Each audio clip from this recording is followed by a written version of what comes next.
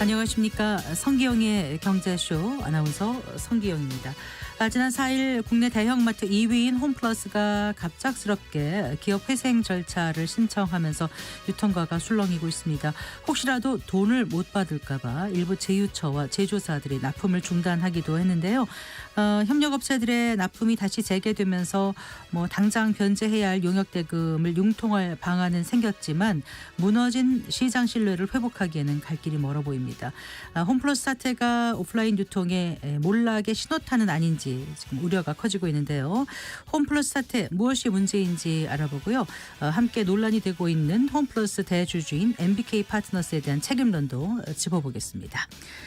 투자자들 사이에서 연금저축, 개인형 퇴직연금, ISA를 활용해서 퇴직 후에 제2의 월급을 만드는 것이 인기였는데요. 최근 외국과 한국에 동시에 세금을 내야 한다는 소식에 전략을 수정해야 하는 건 아닌가 불안감이 커지고 있습니다. 세금 부담이 커진 상황에서 연금 운용 어떻게 하는 것이 좋을지, 연금 절세 방안으로는 어떤 것이 있을지 살펴보겠습니다. 이 시간 유튜브로도 함께하겠습니다.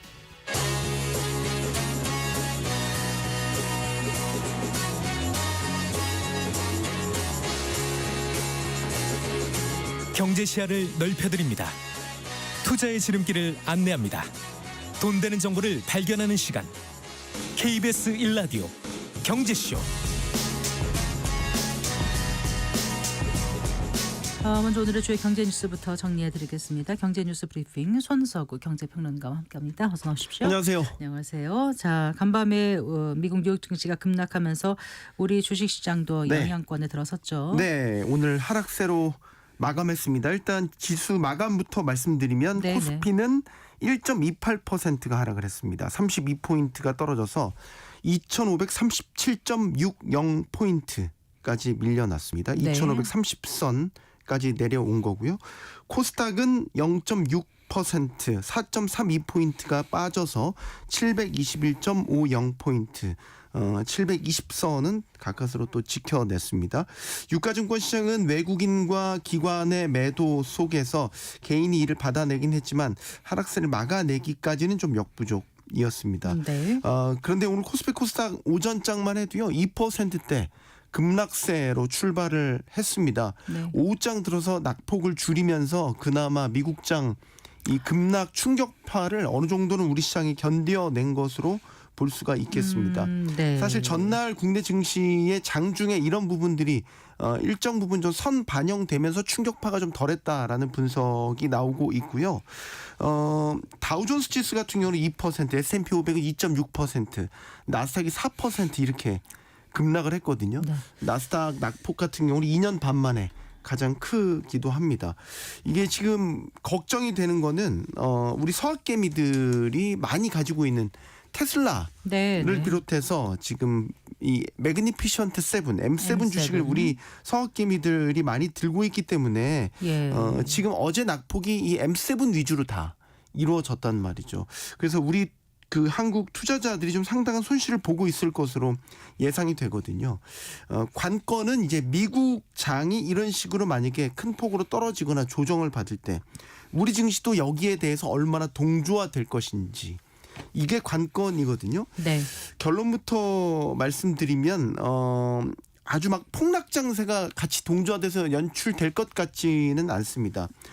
작년에 이미 좀 트럼프 리스크를 이미 우리 증시는 선 반영한 측면이 분명히 있고 오히려 우린 지금 국내에 있는 정치적인 불확실성이라든지 수출 둔화 같은 이런 경제적 그 둔화로 인해 상방이 좀 제한되는 박스권 장세가 이어질 가능성이 높아 보입니다. 네.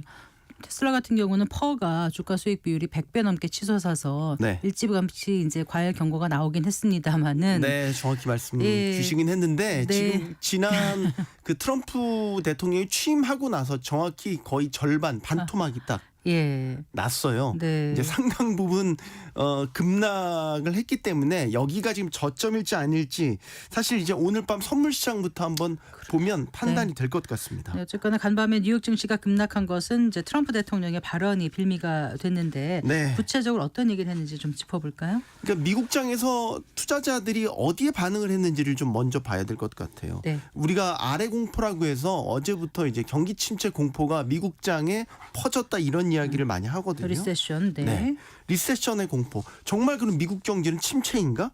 숫자만 놓고 보면 아니거든요. 전혀 아닙니다. 작년까지도 연간 2%대 성장률 달성을 했고요. 네. 최근 고용 지표 같은 경우도 비농업 부문 월간 15만 명 이상 꾸준히 취업자를 만들어내고 있고 물가도 조금 뭐 뜨거워진다고는 하지만 되게 문제가 될 정도로 지금 물가가 나쁜 상태는 아니거든요. 네. 우리가 보통 경기 침체를 뭐라고 보냐면 두 분기 연속 예를 들어서 마이너스 성장을 했다.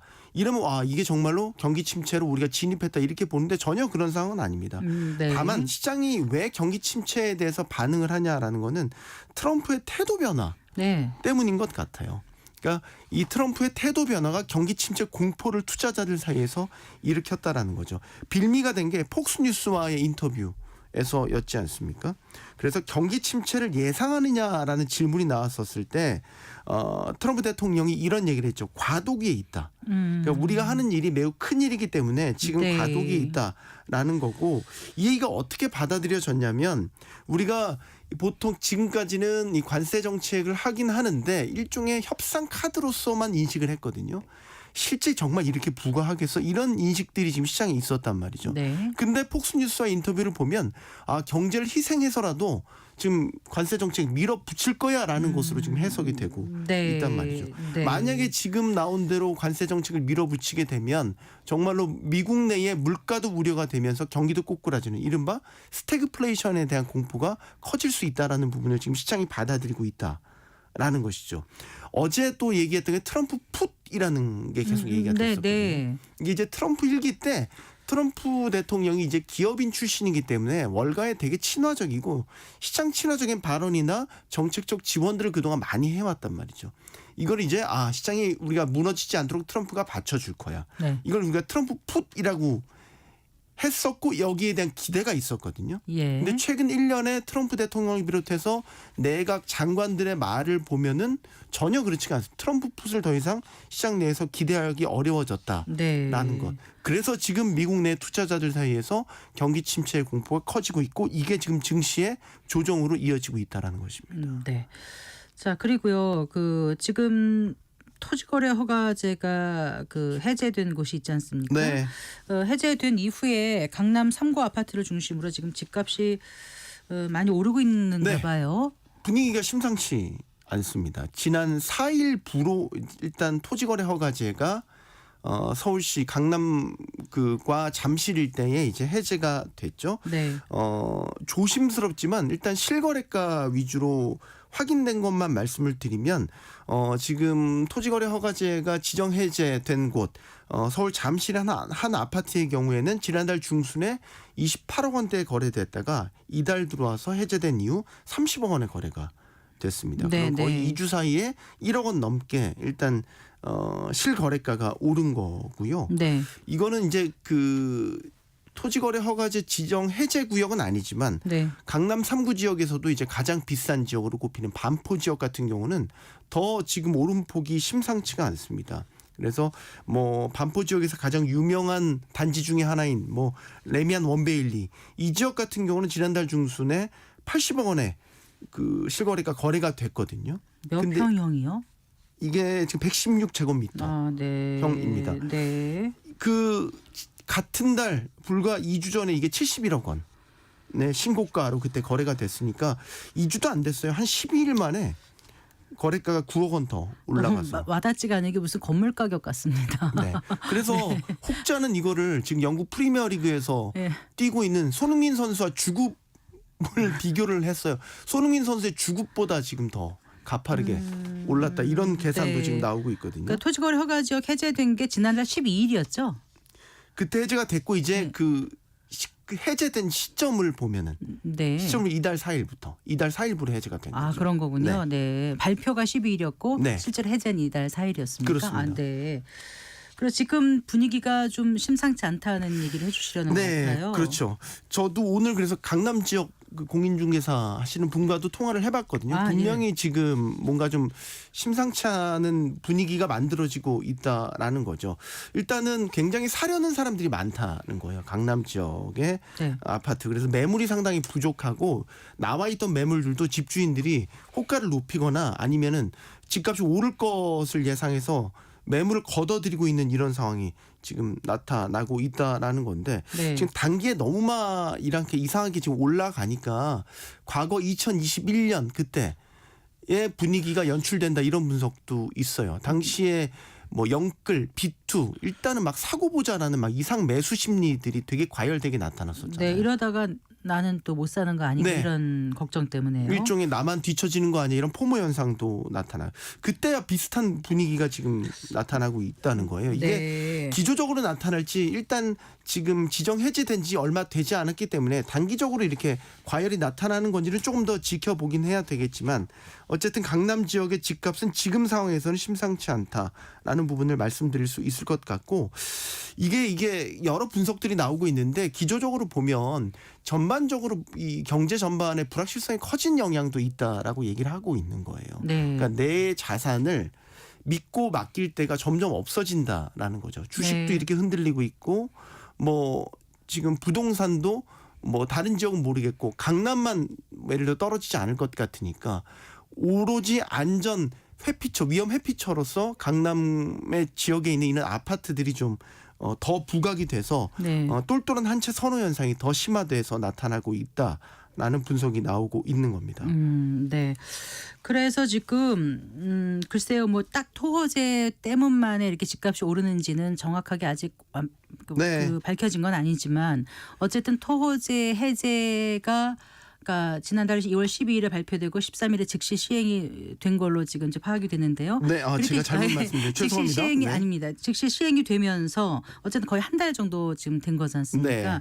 이러다 보니까 어쨌든 토호제 이후에 이렇게 오르다 보니까 해제 이후에 너무 이제 섣부르게 해제한 게 아닌가 네. 이런 지적이 지금 나오고 있어요. 예. 그러니까 또 서울시에는 다시 규제를 할 수 있다 뭐 이런 입장을 내놔서요. 어제 오세훈 서울시장이 지정을 다시 할 수 있다라는 가능성을 시사를 했어요. 네. 어제 공공임대주택 현장 방문한 자리에서 이와 관련된 질문이 나왔고요. 네. 그래서 지금 상황을 보면 이게 비정상일 정도로 과도하다라고는 보진 않는데 네. 검토는 분명히 하겠다. 그래서 앞으로 3개월에서 6개월 정도는 예의주시하면서 상황을 좀 지켜보겠다라고 이야기를 했는데 설사 만약에 토지가 다시 지정된다고 하더라도 쉽게 이런 매수 열풍이 사그라들지는 않을 것 같다라는 분석이 나오고 있습니다. 왜 그럴까요? 강남 집값이 되게 비싸잖아요. 일각에서는 이게 대출이 풀려서 이게 뭐 이렇게 같이 맞물려서 이렇게 된 거 아니냐라고 하는데 지금 강남 지역에 집을 사시는 분들은 현실적으로 대출을 받고 사시는 게 아니고요. 네, 이런 분들이 아니라 정말로 집을 살 만한 경제적 여유를 갖고 있는 분들 위주로 지금 사고 있고 그래서 만약에 지정이 다시 된다고 하더라도 이런 똘똘한 한 채에 대한 선호 현상은 사그라들지 않을 것이다. 그리고 지정이 됐었을 경우에는 여러 규제가 다시 시작되잖아요. 예를 들어서 2년 실거주 의무라든지 네, 네. 아니면은 이제 전세를 끼고 사는 이런 갭 투자 같은 걸 못 하잖아요. 그런 규제까지 다 극복해서라도 살 거라. 이런 전망이 나오고 있는 거죠. 전세가도 오를 것 같고 또 금리도 좀 전반적으로 이제 하락 추세에 접어들 수도 있다라는 기대. 그다음 7월에 스트레스 DSR 단계, 네. 3단계가 또 시행될 거라는 거 생각에 여러 가지로 지금 이제 그 매수 심리가 좀 살아나는 것 같긴 네. 한데 이 그래서 추석 시기적으로 매수 좀 예. 이 토지 지정 해제한 게 좀 아쉽다. 시기적으로 아쉽다라는 분석인데 네. 이제는 강남 지역의 집값은 너무나 동떨어진 시장이 돼버려서 그러니까 강남 집값이 오른다고 전국적으로 오를 거고 이렇게 생각해서 추격 매수하는 게 이게 옳은 건지 아닌 건지 굉장히 잘못된 판단을 할 수도 있는 거죠. 신중하게 좀 판단을 하셔야 되겠다는 생각을 하게 됩니다. 너무 많이 올라서요. 네. 네. 자, 하나 더 여쭤보겠습니다. 네. 사망보험금을 연금처럼 활용할 수 있는 길이 열린다고요? 네, 이게 한번 제가 전해드린 바가 있는데 사망보험금 유동화 제도라는 네, 거고요. 네. 금융당국이 올 하반기 도입을 공식화했습니다. 정확히는 3분기 도입을 목표로 하고 네. 쉽게 말해서 주택연금과 비교를 하면 딱 이해가 되실 겁니다. 그러니까 종신보험 같은 경우는 이제 내가 사망을 하면 사망보험금이 나오지 않습니까? 네. 그 사망보험금을 유동화해서 내가 노후에 매달 받을 수 있는 연금처럼 받을 수 있게 된다라는 겁니다. 그래서 연금형으로 만약에 유동화하게 되면 내가 냈던 보험료를 조금 더 웃도는 금액의 연금을 받을 수 있게 되는 겁니다. 그래서 네. 예를 들어서 내가 40세에 종신보험을 가입을 해서 매달 한 15만 원 정도의 보험료를 20년 동안 냈다. 그래서 내 보험금이 총 1억 원이 쌓였다. 네. 이걸 유동화한다고 가정을 해보죠. 한 70% 정도를 유동화한다고 생각을 하면 이게 한 65세부터 수령을 하면 한 달에 18만 원, 네. 80세부터 받으면 한 달에 24만 원 정도의 연금으로 받을 수 있게 된다라는 겁니다. 네. 수령 기간이나 비율은 맞춤형처럼 선택을 할 수 있고요. 네. 아까 70% 유동화한다고 했잖아요. 30%. 나머지 30% 3천만 원에 대해서는 잔존 사망보험금도 받을 수 있게 되고 다만 네. 이게 금리 확정형 종신보험만 1차적으로는 해당이 되고 변액 종신보험 같은 경우는 현재로서는 상품 가입은 어렵다라고 합니다. 네, 알겠습니다. 잘 들었습니다. 고맙습니다. 감사합니다. 네, 경제뉴스 브리핑 손서구 경제평론가와 함께했습니다.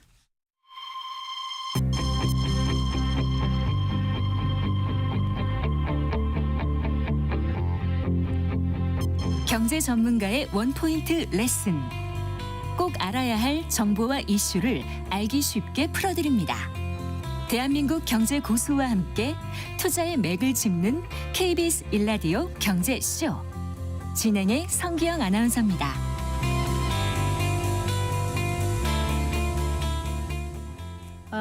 지난 4일 홈플러스가 기업 회생을 신청한 이후에 유통업계는 물론이고 금융권까지 파장이 일파만파 확산하고 있습니다. 대주주인 MBK 파트너스에 대한 책임론도 지금 커져가고 있는데요. 홈플러스 사태에 대해서 살펴보고요. 이게 유통업체에 미칠 영향에 대해서도 또 대책 등에 대해서도 생각해 보겠습니다. 서용구 숙명여대 경영학부 교수 스튜디오에 모셨습니다. 반갑습니다. 네, 안녕하세요. 안녕하세요. 네. 자, 대형마트 업계 2위인 홈플러스가 이제 갑자기 기업 회생 절차 개시에 들어가면서 지금 유통업계에 위기감이 고조되고 있는데 어쩌다가 홈플러스가 이렇게 어려운 상황이 됐을까 이런 생각하시는 분들 많으실 것 같아요. 잠깐 좀 간략하게 설명을 해주실까요? 네, 이게 어떤 경영 실패 또는 사업 실패가 한 가지 이유라고 하기는 뭐하지만 제가 아주 간단하게 쉽게요. 그 세 가지 이유를 한번 말씀드렸는데요. 첫 네. 번째 이유는 비중이 50% 정도 되는 것 같아요. 그게 이제 경영 능력이 MBK가 이제 사모펀드지만 일단은 인수한 회사를 잘 경영을 해야 되는데 그 경영이 잘 되지 않았다. 경영 전략이 잘못됐기 때문에 이런 사태가 됐다라고 하는 게 한 50% 정도로 우리가 설명할 수 있을 것 같고 네. 30% 정도는 그 다음 요인은 업황이 워낙 안 좋았습니다. 대형마트라고 하는 오프라인 소매업이 네. 2020년 코로나가 되면서 가장 많은 타격을 입은 소매업태거든요. 거기다가 사실은 한 대형마트의 쇠퇴의 한 10에서 20% 정도까지도 또 일요일 날 휴무 규제 같은 것도 한 몫을 한 것도 있고요. 네. 마지막 20% 정도는 제가 이 부채 부담이다 이렇게 제가 얘기할 수 있는데 네. 10년 전에 2015년에 테스코로부터 MBK가 기업을 인수할 때 네. 7조 2천억 2천억 원. 그 정도의 시장 가치를 인정해서 샀는데 네. 그중에 5조 가까이가 이제 부채였기 때문에 네. 70%의 레버리징을 가지고 사서 지금은 부채 비율이 굉장히 더 높아졌거든요. 더 높아졌어요? 그렇죠. 지금은 거의 1000% 이상 되는. 점포들 정리하면서 그걸로 받은 돈으로 부채 갚고 그런 거 아니에요? 근데 이제 점포를 예를 들어서 이렇게 매각을 하잖아요. 네. 점포를 매각하면은 리스백 형태로 다시 주인은 바뀌었죠. 네. 이제는 홈플러스가 아니죠. 근데 이제 다른 A라는 주인한테 네. 다시 이제 연간 사용료를 또 내기 때문에 아하. 자기 자본은 더 낮아졌고 아하. 이자는 많아졌기 때문에 자기 살 까먹기로 해서 지금 이렇게 부채 부담이 더 워낙 많아졌죠. 부채비율이 높다 네. 보니까 시작부터 너무나 시작부터 불리했다 이렇게 볼 수가 있겠습니다. 그렇군요. 네. 지금 그 홈플러스가 이제 기업 회생 절차 개시에 들어갔던 게 좀 급작스러웠지 않습니까? 시장에 생각을 못 하고 있었는데 그런데 또 신용 등급이 기존의 A 얼마였었죠? A3에서 A3 마이너스로 마이너, 네. 강등되면서 될 수도 있겠구나 생각하시는 분들도 계실 것 같기는 해요. 일단 홈플러스 측에서는 선제적인 조치라고 했는데 이거 어떻게 보십니까, 교수님? 그렇습니다. 이것 때문에 상시는 지금 이제 MBK가 상당히 이제 비난을 받고 있는데요. 네. 그 25일 날도 이제 2월 그러니까 3월 4일 날 지금 네. 이제 그 기업 회생 절차를 갑자기 개시했거든요. 네, 네. 근데 가장 뭐 소비자도 놀래고 뭐 하지만 직원들이 가장 많이 놀랐다 그러더라고요. 자정 넘어서 바로 신청한 거죠. 그렇죠. 그때요. 그래서 신청 11시간 만에 네. 회생 절차를 법원에서 받아들여서 시작된 거니까 네. 이거는 뭐 제가 이제 환자가 좀 아프긴 했지만 걸어 다니다가 네. 갑자기 산소호흡기를 꼈다 이렇게 얘기할 수 있고 3개월이라는 산소호흡기를 낀 그 시간 안에 회생이 되지 않으면 이제 파산으로 가는 거거든요.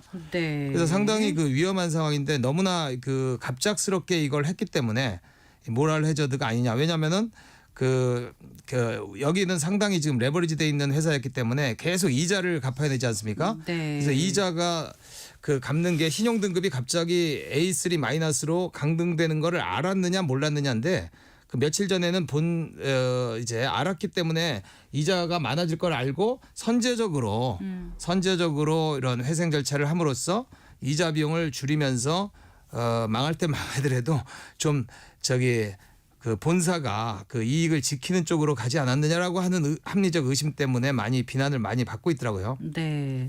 비난을 받고 있고 방금 전에 속보 들어온 거 보니까 이제 그 국세청이 세무조사에 착수한 것으로 확인됐다고 나오거든요. 네. MBK 파트너스 측에서는 뭐 정기적인 세무조사라고 하지만 글쎄요. 조사 4국이 나섰다는 점에서 단순한 정기 세무조사가 아닐 거라는 그런 관측이 나오고 있다는 속보를 전해드립니다. 일단 실제 홈플러스가 이제 그 기업 회생을 신청한 이후에 상품권을 안 받는 제휴처들이 늘거나 또 이제 제품 출하를 하겠다 이렇게 했다가 또 다시 납품을 하고 이러면서 좀 이제 이 안에서 굉장히 불안이 커지고 있다는 생각이 들거든요. 맞습니다. 그래서 지금 오뚜기 뭐 롯데웰푸드 삼양식품 같은 경우가 이제 납품을 안 받다가 납품을 다시 재개했고요. 납품을 취소했다가 그다음에 뭐 여전히 납품을 중단한 회사들도 지금 있습니다. 그래서 이게 사실은 뭐 우리 팀원 사태가 재발한 거 아니냐라는 또 말도 많이 하는데 그 유사한 거는 홈플러스의 정산 주기도 또 60일까지더라고요. 아 그래요? 네, 그러니까 납품업체가 납품을 한 다음에 돈을 두 달 받는 게 있다가. 예, 저도 외부 강의를 많이 합니다만은 네. 강사로 느껴지는 게 제일 싫거든요. 그건 지금 그렇게 비유하시는 약간 좀 그런데 네, 맞습니다. 확 그런 식으로. 와닿습니다. 예, 예. 네. 그래서 정산 주기라고 하는 게 이마트나 이런 데는 평균 25일 정도 있다가 주기를 네. 이제 정산을 해주는데 네. 그 우리 오프라인 소매업체 중에서는 홈플러스가 가장 깁니다. 그래서 그런 면에서 그 어떻게 보면 지금 생존 게임을 시작된 게 아니냐 하는 말들도 많이 하고 있습니다. 네. 혹시라도 돈을 못 받을까 봐 굉장히 좀 걱정이 클 것 같은데요. 다시 좀 얘기를 해 주세요. 지금 대주주인 MBK 파트너스의 책임론이 커져가고 있는데 이 전에 원래는 삼성물산이 대주주 아니었나요? 아니 뭐 시작은 삼성물산이 대구에 점포 4개를 낸 게 이제 93년, 95년이었고요. 그 운영하다가 97년에 영국의 테스코 그 당시는 우리가 IMF 경제 위기 상황에서 테스코가 샀습니다. 삼성물산. 영국 최대 유통업체였죠. 예, 그 당시에 뭐 영국의 최대고 세계에서도 빅3 중에 하나였던 영국 테스코가 한국의 그 세계업 매장을 삼성물산으로부터 사면서 네. 영국 테스코가 이제 해외 진출해서 가장 성공한 17년 동안 운영하면서 가장 성공했어요. 사실은 한국의 테스코가 물론 매장 이름은 홈플러스지만 네. 그래서 뭐 일반 우리 소비자들은 잘 모르기도 했었죠. 그래서 영국의 국회 모양을 가지고 예. 그 우리 그 이모 우리 전 회장님께서 설계를 해가지고 그 테스코가 사실은 홈플러스 이름으로 전 세계에서 사실은 17개국에 해외 진출했는데 테스코가 한국에서 가장 잘 됐다고 알려져 있고요. 네. 영국 본사가 갑자기 회계 부정으로 회사가 분식회계 분식회계 스캔들이 있어서 회사가 망하게 생겨가지고 예. 급하게 이제 물건을 팔면서 네. 한국을 팔았는데 그때 이제 MBK가 2015년에 7조 2천억을 주면서 사게 된 겁니다. 네, 샀는데 그 당시 5조 정도가 부채였다. 맞습니다. 네.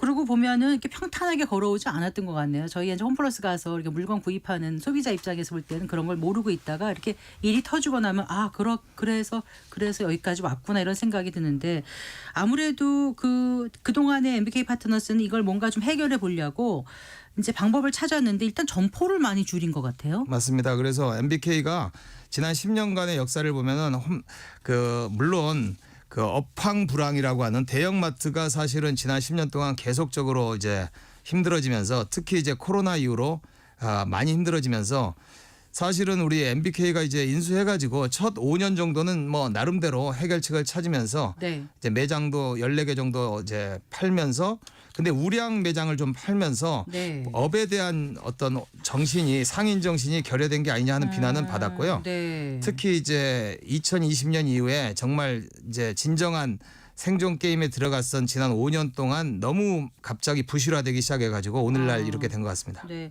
올해 7월인가 부천 상동점도 폐점 예정이라고 알려 있는데 여기도 홈플러스 내 매출 상위 5위권에 드는 맞습니다. 우량 점포라고 알려져 있거든요. 그런데 또 폐점이라니 근데 이제 일각에서는요 이 홈플러스가 그 대형마트와 달리 그 아까 말씀하신 그 이제 팬데믹 때. 네.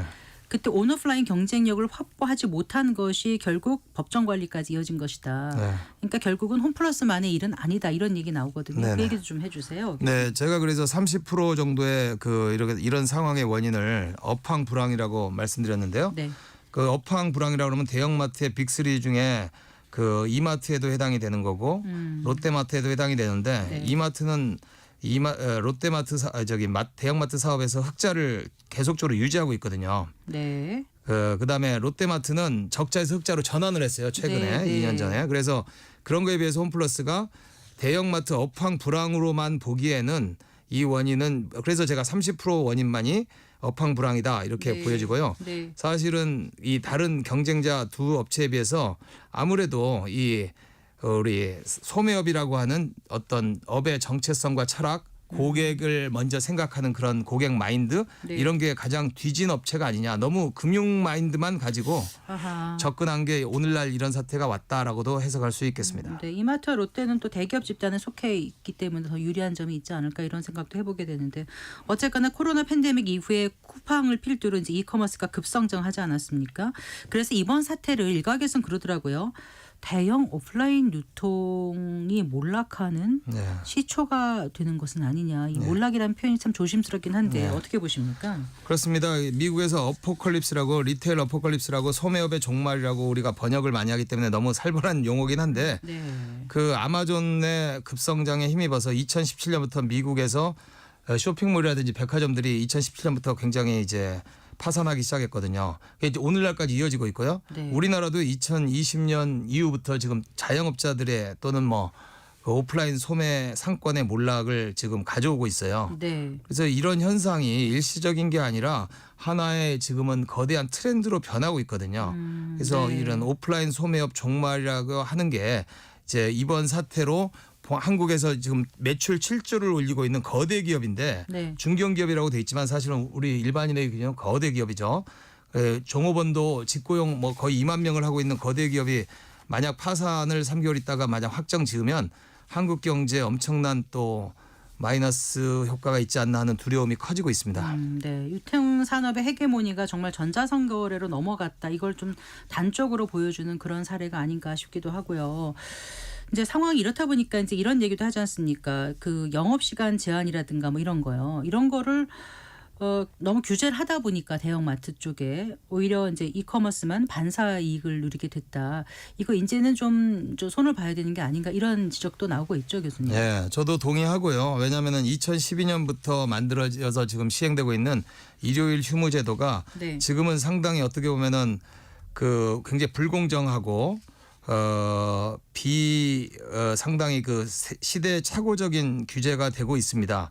왜냐하면은 과거에 2012년 상황 우리나라가 너무 빨리 급격히 이제 소매업이 발전해서 그런 일이 벌어지는 건데요. 네. 2012년에서 어떤 대형마트와 중소상인들이 네. 어떻게 보면 상권이 경쟁하는 경쟁 업체였고 서로 제로섬으로 본다면 이쪽을 규제를 하면 중소상인이 득을 보는 게 상당히 유효했는데요. 네. 지금은 온라인과 오프라인의 경쟁으로 변하면서 네. 이제 거대한 기업들, 대형마트들도 지금 이런 신세가 되고 있고 네. 오히려 대형마트가 일요일 날 휴무를 함으로써 네. 주변의 상가들이 다 같이 안 되는 공동의 운명이 됐기 때문에 네. 지금은 쿠팡하고 어떻게 보면 거대한 이제 그 이커머스 업체들하고 나머지 업체들하고 싸우고 사실은 소비 행태 자체가 근본적으로 변화가 됐기 때문에 네. 그 이런 옛날에 오프라인 소매만 생각하는 그런 규제가 굉장히 이제 낡았다. 아, 그러니까 이제 2012년에 개정됐던 유통산업발전법도 어느 맞습니다. 정도는 좀 손질이 있어야 된다. 저는 이렇게 그렇게 생각하고 보신다는 있습니다. 예. 말씀이시고요.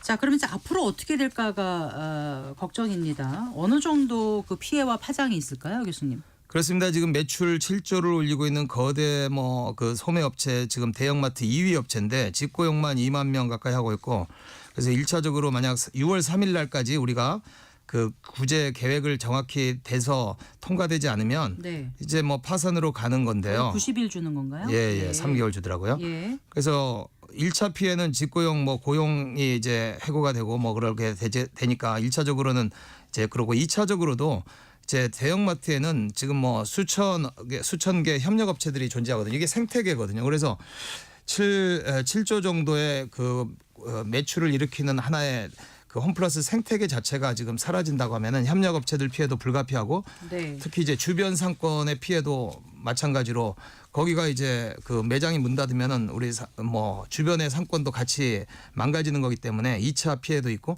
3차 피해는 지금 한국의 내수 시장이 가뜩이나 안 좋은데 2025년 6월 시점에서 과연 이 정도 규모의 기업이 파산하면 한국 경제가 과연 내수 시장인데 상당히 이제 내수 기업의 파산이 주는 어떤 나비 효과를 우리가 감당할 수 있을까 하는 걱정도 있습니다.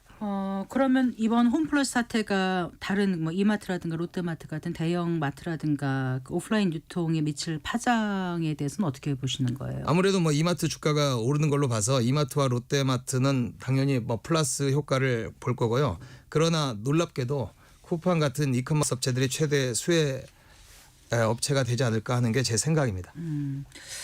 자, 그 이제 4월 경제 위기설 지금 조금씩 나오고 있지 않습니까? 워낙 그 건설에서부터 뭐 화학 배터리 업계까지 부채 비율 높고 신용 등급 하락 우려가 있는 기업들이 적지 않아서 그런데 여기에다가 이제 그 홈플러스 같은 유통업계의 그 부담까지 가중된다라면 어떨까 우리 경제가 이런 걱정을 지금부터 하시는 분들이 많으신데 교수님 견해는 어떠세요? 그렇습니다. 상당히 두려운 이번 여름이 상당히 그 싸늘한 여름이 될 수도 있을 정도로 걱정이 되는데 저는 이제 홈플러스 사태 처음 듣자 97년에 제가 그 산업연구원의 유통산업 담당 수석연구원이었던 시절이 있었는데 그러셨나요? 97년 5월에 네. 한보 사태가 딱 터지니까 그 굉장히 차가운 여름을 보냈던 등골이 오싹한 그래서 저는 그게 딱 기억이 되더라고요. 자동으로. 그래서 상당히 이게 보통 일이 아니다. 그래서 저는 정부가 본격적으로 그 이번에 관여도 하고 뭐 여러 가지 하고 있지만 더 적극적으로 사실은 이제 소매업이요. 그 생활 인프라 산업이라고 우리가 볼 필요가 있거든요. 이게 엄청난 우리 뭐 조선 우리나라 수출 5대 산업 뭐 이렇게 그런 산업에 거의 버금가는 중요한 산업이기 때문에 이 홈플러스가 이렇게 지금 자동적으로 파산의 길로 가는 거를 최대한 억제하고 막아야 될 책임이 우리 정부한테 있다라고 생각합니다. 어떻게 할 수 있을까요, 정부가요? 그래서 최대한 뭐 이게 우리가 이제 제가 산소호흡기를 갖다 댔다는 건데 아무래도 산소호흡기 그 기간을 늘려가거나 해서 최대한 생존 기간을 늘리면서 정 안 되면은 이제 파산의 길로 가야 되는데 파산을 하더라도 피해가 최소화되는 그런 파산이 돼야 되겠다라는 생각이 듭니다. 네, 알겠습니다. 말씀 잘 들었습니다. 고맙습니다. 숙명여대 서영구 경영학부 교수와 함께했습니다. 감사합니다.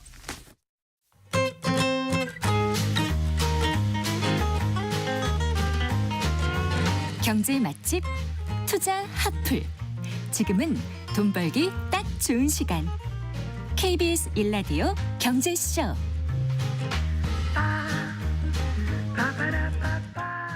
100세 시대 행복한 노년을 위해서 건강과 노후 대비가 무엇보다 중요한데요. 은퇴 이후 노후 자금 마련 위해서 돈 관리 계획 구체적으로 세가 무엇보다 중요한데요. 은퇴 이후 노후 자금 마련 위해서 돈 관리 계획 구체적으로 세워보는 시간 준비했습니다. 오늘도 미래에셋 투자와 연금센터의 김동엽 상무 스튜디오에 모셨습니다. 반갑습니다. 네, 반갑습니다. 안녕하세요. 연금과 세금은 떼려야 뗄 수 없는 그런 관계인 것 같아요. 맞죠. 그게 왜 그러냐 그러면 연금이라는 게 은퇴 이후의 삶을 준비하기 위한 거잖아요. 근데 지금부터 뭐 10년 뒤, 20년 뒤에 준비를 하는 걸 사람들이 알아서 잘하면 굳이 뭐 세제 혜택이나 이런 걸 줄 필요가 그렇게 많지 않을 텐데 네. 사람들이 근본적으로 장기 저축을 하는 것들을 서투르고 또 하는 과정에서 중간에 유혹도 되게 많아서 오랫동안 유지를 하지 못하기 때문에 네. 장기간 좀 유지를 하기 위해서 이제 가입 단계에서 절세 혜택도 주고 운용 단계에서 세금을 안 떼고 그렇게 하는 거거든요. 네. 예, 직장인이라면 이제 연말정산 하면서 한 번씩은 다 보셨을 텐데 예를 들어 매달 소득의 일부를 국민연금 보험료로 내잖아요. 9% 정도 내면 4.5는 회사가 내주고 내가 내는 게 한 4.5% 소득에 네. 그 낸 보험료, 내가 낸 보험료를 연말정산 때 소득에서 공제를 해주는 그 소득 공제 혜택이 있고 또 요즘 이제 직장인들이 많이 가입한다고 하는 연금저축이나 IRP 같은 상품도 저축하면 저축 금액의 일부를 최대 900만 원까지 연말정산 때도 세액 공제 받을 수 있고 그리고 거기서 늘어난 투자에서 늘어난 수익에 대해서는 운용 중에는 과세하지 않고 있다가 나중에 연금 받을 때 낮은 네. 세율로 과세하는 이런 혜택들을 주기 때문에 이런 세제 혜택을 잘 이해를 하면 이제 내가 노후 자금을 적립하는데 조금 더 도움을 받을 수 있어요. 그래서 세금을 알아야 연금이 더 잘 보인다라는 말들을 이제 하거든요. 라임을 네. 맞춰가지고. 네. 그래서 세금에 대한 이해들은 연금을 하는데 좀 필수적이라고 볼 수 있을 것 같습니다. 네. 그러니까 이제 저축액을 소득공제라든가 세액공제를 지금 해주고 운용 수익은 이제 과세를 하지 않고 있다가 나중에 연금 받을 때 과세한다. 그렇죠. 예, 그거 거잖아요. 네, 대부분 이제 사람들이 이걸 뭐라고 하냐면 저축할 때 그해 소득으로 보지 않고 소득에서 빼주잖아요. 그리고 소득 공제 또는 세액 공제를 해주는 네, 거고 네. 투자하다가 늘어난 수익을 보통은 수익이 발생한 시점에서 과세를 해야 되는데 그때 과세하지 않고 인출할 때까지 미뤄주거든요. 네. 그래서 세금을 당장 과세하지 않고 나중에 미뤄서 과세한다고 해서 이걸 이제 과세 이연이라고 합니다. 네. 세금을 떼고 재투자를 하게 되면 덩어리가 작아지니까 복리 효과가 좀 줄어들 거 아니에요. 근데 네. 이렇게 과세 이연을 해주면 그러니까 복리 효과를 조금 더 많이 누리면서 자산들, 연금 자산들을 불려갈 수 있는 효과가 있는 겁니다. 그런데 그 최근에 이제 연금 계좌에서 뭐 해외 펀드라든가 ETF에 투자하는 분들은 지금 말씀하신 과세 이연 혜택을 누리지 못한다고 하는데 어떻게 된 거죠? 뭐 최근에 이제 해외 투자가 활성화되면서 이제 연금 저축이나 IRP라고 하는 연금 상품 내에서 ETF나 해외 펀드 투자하신 분들 되게 많이 늘어났거든요. 네. 이분들 입장에서는 이제 아까 말씀드렸듯이 늘어난 수익에 대해서 과세 이연 혜택이 종전에는 있었어요. 그런데 이게 이번에 세제 과세 방법이 좀 바뀐 게 뭐냐 그러면 네. 해외 ETF나 해외 펀드에 투자하면 네. 외국 자산을 사는 거잖아요. 네. 그러면 외국에서 예를 들어 미국 주식이나 미국 채권을 사면 미국에서 과세를 할 거 아니에요. 네. 그리고 미국에서 배당 나오거나 미국에서 채권 이자가 나오면 미국에서 그거 지급하기 전에 원천 징수하고 세금을 떼고 우리나라에 돈이 넘어오거든요. 그럼 우리나라 국세청에서는 어떻게 했었냐면 종전까지는 세금 뗀 거에 대해서 일단 먼저 보전을 해줍니다. 네. 그럼 다시 원금이 됐잖아요. 네. 그 배당금이나 이자 수익이 원금이 되면 그러고 나서 굴려가다가 나중에 연금을 인출하는 시점, 수령하는 시점에 다시 이제 연금소득세를 과세하니까 네. 원금 그 수익을 그대로 이제 온전하게 굴리면서 굴려 나갈 수 있었는데 네. 올해 바뀐 방법이 뭐냐 그러면 미국에서 생떼금을 왜 국세청에서 먼저 보전을 해줘야 되냐?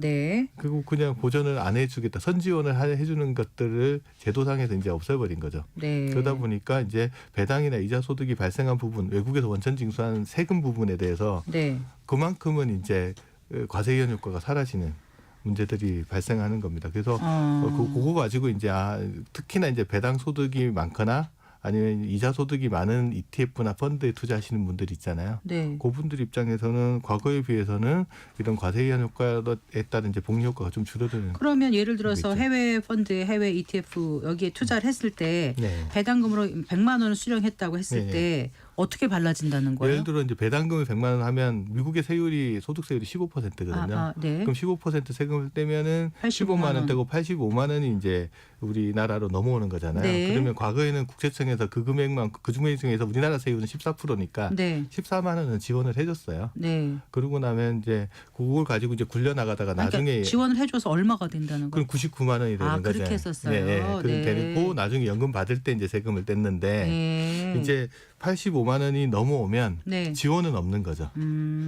그냥 그대로 85만 원이 굴러가는 부분이라서 과거에 예. 비해서는 이제 과세 이연 효과가 그 부분에 대해서는 좀 줄어드는 부분들은 있습니다. 그럼 해외 주식과 채권 매매에서 얻은 수익은 어떻게 되죠? 그렇죠. 금방 말씀드린 거는 이제 배당금에 대한 그 원천 네, 징수인 네. 거고, 근데 우리나라 같은 경우에는 배당금이나 해외 리츠에서 나오는 이제 분배금이나 미국이나 인도 채권 같은 이자 같은 거는 외국에서 원천 징수를 합니다. 그거는 이제 국세청에서 선지원 해주는 부분이 사라지긴 했지만 네. 해외 주식 금방 말씀드린 해외 주식이나 채권을 사고 팔 때 생기는 매매 차익 있잖아요. 네. 그거는 외국에서 원천 징수를 하지 않아요. 그러니까 세금 안 떼고 그냥 원래 넘어오는 거라서 거기에는 별 문제가 없을 거고요. 그다음에 요즘에 월배당 ETF 중에 이제 커버드 콜 이런 거 많이 네, 하시는데 네. 거기 보면 옵션 프리미엄이 있습니다. 옵션을 팔아서 생기는 수익. 그것도 원천 징수는 하지 않아요. 그래서 그 부분에 대해서 뭐 큰 문제는 없을 것 같고, 그다음에 미국 채권 아까 이자 중에서도 미국 국채 있잖아요. 네. 국채도 미국에선 과세하지 않기 때문에 그 부분에 대해서도 이제 뭐 세금 떼는 부분들은 없어서 이제 정리를 해보면 외국에서 이자 배당에 세금 원천 징수하는 부분 있잖아요. 네. 그 부분이 좀 수익이 그런 수익이 많은 ETF나 펀드들이 약간 예전보다는 과세 혜택이 좀 줄어들었다 이렇게 보시면 됩니다. 잠깐만요. 그럼 해외에서 이자와 배당을 수령할 때 소득세 아까 15%라고 하셨나요? 미국 같은 경우. 네, 근데 납부를 했는데 나중에 연금 수령할 때 또 세금을 내야 하면 이중과세 아닌가요? 그러니까 이중과세 이슈가 이번에 불거진 게 이 부분이 이슈인데, 선지원 안 해준 거는 뭐 그렇다 치더라도 세금을 미국에서 이미 한번 뗐는데 네. 또 연금 받을 때 또 떼면 이중과세 아니냐? 이건 명확하게 이중과세 문제가 맞고요. 그래서 이 부분은 이제 세무당국에서 이제 정리를 해줘야 됩니다. 그래서 이 부분들은 어떻게 정리할지에 대해서는 이제 법을 개정해야 되는 상황들이 들어가 있거든요. 네, 그래서 네. 이제 올 안에 세법을 개정을 통해서 이제 반영을 하겠다고 하니까 이제 투자자분들이 좀 조심하셔야 될 거는 세법이 개정되기 전까지 만약에 중간에 찾아 쓰거나 중도 인출을 하게 되면 복잡해지겠네요. 그 부분에 대해서는 세금을 돌려받지 못할 가능성도 있기 때문에 네. 가급적이면 이 세제가 정리될 때까지는 좀 찾아 쓰시지 마시고 약간 아하. 버티고 있는 것도 괜찮은 방법 같습니다. 그렇군요. 그러니까 국민연금 보험료를 그 소득공제 받으면 이제 그 노령연금 수령할 때 세금을 네. 내죠. 예. 네. 그런데 국민연금 보험료를 납부할 때 소득공제 받지 못한 금액이 있다라면 이건 어떻게 되는 거예요? 원래 이제 소득공제제도라는 거는 네. 올해 내가 국민연금 보험료를 이만큼 냈으니까 네. 이거는 내가 올해 쓸 돈이 아니잖아. 이건 나중에 연금 받을 때 쓸 돈이야. 그러니까 올해 소득에서 빼주면 올해 소득세 낼 때 세금을 줄어들잖아요. 덜 내죠. 대신 이제 연금 받을 때 그때 소득으로 보겠다고 해서 이 부분도 과세 이연의 혜택이 있는 거거든요. 네, 네. 근데 사람들에 따라서는 금방 말씀하셨듯이 나 국민연금 보험료 낼 때 소득공제 안 받았는데 이런 분도 있을 수 있잖아요. 네. 사실상 이제 국민연금과 같은 공적연금에 대한 소득공제 제도가 언제 생겼냐면 2002년이라면서요? 2002년에 생겼습니다. 그럼 그 전에 가입하신 그 전에 분들은? 직장 다녔던 분들 입장에서는 2001년까지는 소득공제를 안 받았잖아요. 그리고 2002년에는 소득공제를 받아서 그래서 이제 우리가 소득으로 이제 연금 소득을 과세할 때는 네. 2001년도 이전에 납부한 보험료에서 발생한 부분은 좀 빼줘야 됩니다. 그래서 예를 들어서 네, 어떤 분이 네. 연금을 1,800만 원 받았는데 예. 한 해. 근데 봤더니 2001년도 이전에 납부한 보험료에서 나온 게 한 600만 원 정도 되더라. 뭐 연금 소득이 예, 그러면 이제 1,800만 원 중에서 600만 원은 빼고 1,200만 원만 과세 대상이 되는 소득세를 거죠. 낸다. 그래서 네. 2002년도 이후 납부한 오. 보험료에서 발생한 소득 부분만 저도 해당 사항이 꽤 되겠네요. 그 과세 기준일이 2002년도 1월 1일이다. 알겠습니다. 그 이전에 납부한 기간이 길면 네. 세금이 적은 거죠. 알겠습니다. 네. 자, 그런데 그 국민연금에 이미 가입한 분들은 이제 전업주부들 계시지 않습니까? 그렇죠. 이분들은 보험료를 다른 소득이 없으면 소득공제 자체를 못 받는 거 아니에요? 맞아요. 그래서 네. 아까 과세 기준일이 2002년도라고 했잖아요. 네. 근데 2002년도 이후에 내가 이미 가입을 했어요. 네. 보험료 내는데 연말정산 자체를 안 하는 분들이잖아요. 네. 소득공제 안 받았을 거 아니에요. 그런 경우는 어떻게 해야 돼요? 근데 연금 받을 때 세금 내라 하면 이분도 억울할 거 아니에요. 억울하죠. 그래서 이제 2002년도에 이미 가입하신 분은 그 이후에 소득공제 안 받고 냈던 보험료 원금이 있잖아요. 네. 그게 예를 들어서 한 1,000만 원 정도 된다. 그럼 연금 개시하고 나서 연금 소득 중에서 그 1,000만 원이 다 소진될 때까지는 세금을 안 냅니다. 아, 제가 이해를 못했어요. 네. 예를 들어, 그러니까 이분이 이미 가입하고 예. 연금 개시할 때까지 낸 돈이 한 1,000만 원, 보험료가 한 1,000만 원 된다. 언제부터요? 2002년도 이후에 이후부터. 이미 가입한 예, 다음에 예, 예. 소득 공제 안 받고 납입한 보험료가 한 네. 1,000만 원 정도 된다. 이렇게 네. 가정을 해볼게요. 예. 그리고 이분이 이제 나이 연금 수령할 나이에 대해서 연금을 개시했어요. 네. 그래서 한 해 받는 연금액이 한 500만 원 정도 된다. 그러면 첫 해에는 내가 세금 안 받고 낸 보험료가 1,000만 원 있었으니까 500만 원 부분보다 크잖아요. 네. 그럼 그 첫 해는 세금을 안 냅니다. 두 번째에도 500만 원이 남아 있잖아요. 네. 그럼 그 2년 차까지는 세금을 한 푼도 안 내다가 네. 이제 2,000만 원이 세금 안 내고 아니, 소득 공제 안 받고 한 보험료가 다 소진되면 그 다음에부터 이제 세금을 내게 되는 구조가 돼요. 그래서 이중과세 부분은 그렇게 좀 해소를 해주는 부분들이 네. 있습니다. 임의 가입은 그렇고요. 그럼 추납이 있지 않습니까? 예. 추후 납부. 예. 이럴 때는 어떻게 되는 거죠? 추후 납부는 두 종류가 있는데 직장 다니면서 추후 납부하시는 분은 그해 보험료 납부한 걸 소득 공제 받을 수 있어요. 예. 그렇죠.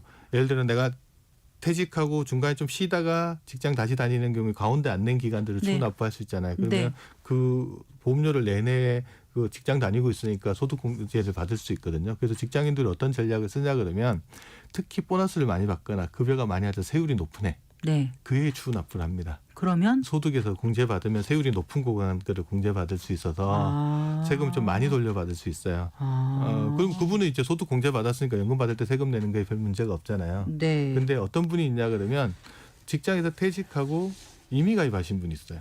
이미 가입하신 분이 가운데 안 낸 기간을 추후 납부하는 경우는 이분 소득 공제 못 받잖아요.